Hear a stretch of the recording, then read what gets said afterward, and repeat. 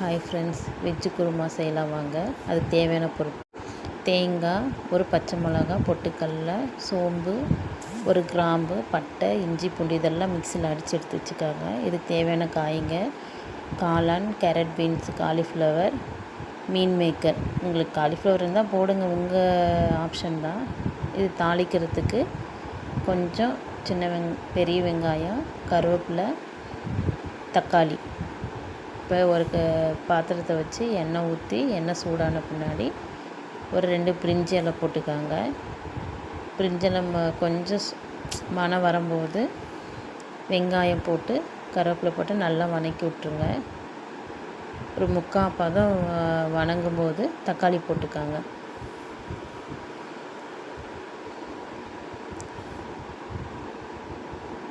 தக்காளி நான் 1.5 தக்காளி போட்டிருக்கிறேன். உங்களுக்கு எவ்வளோ வேணுமோ அவ்வளோ போடுங்க, ஏன்னா கலர் சேஞ்சஸ் ஆகிடும். நான் காரத்துக்கு பச்சை மிளகாவும் ஒரு 1/4 ஸ்பூன் தான் மிளகாத்தூள் போடுறேன்.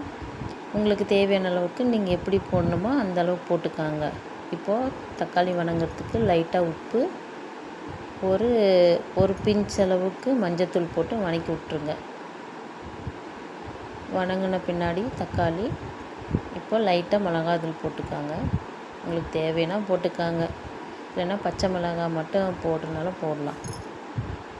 இப்போ நல்லா வதங்கின பின்னாடி நம்ம கட் பண்ணி வச்சுருக்கிற காயெல்லாம் போட்டுக்கலாம்.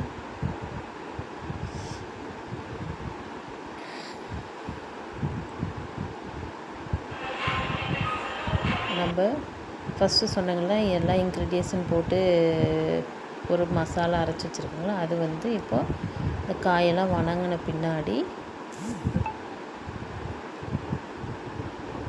காய் வதங்கிறதுக்கு கொஞ்சம் உப்பு போட்டுக்காங்க, ஏன்னா அப்போ தான் காயில் உப்பு இறங்கும்.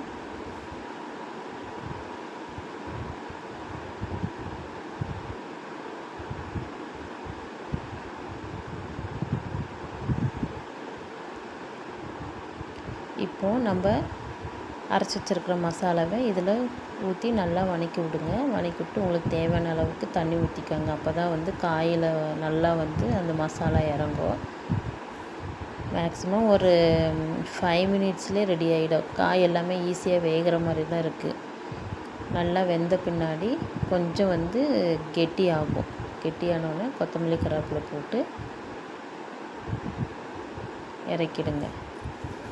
சுவையான வெஜ்ஜு குருமா ரெடி. உங்களுக்கு பிடிச்சிருந்துச்சுன்னா லைக் பண்ணுங்கள், சப்ஸ்கிரைப் பண்ணுங்கள், கமெண்ட் பண்ணுங்கள்.